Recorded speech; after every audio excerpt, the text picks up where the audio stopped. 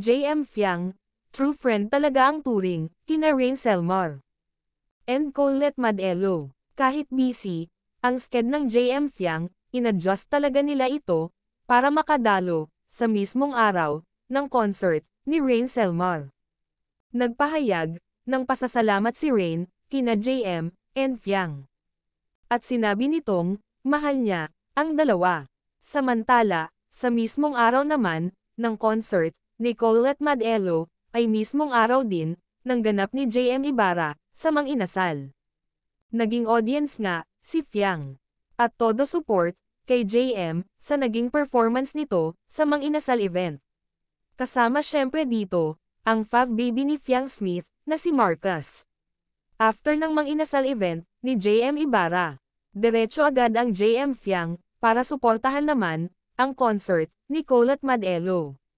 Ganyan talaga ka-supportive, ang JM Fiang, sa kapwa nila ex-housemates. Lalo't ang sina Rain, and Colette, ay malapit talaga, sa puso, ng JM Fiang.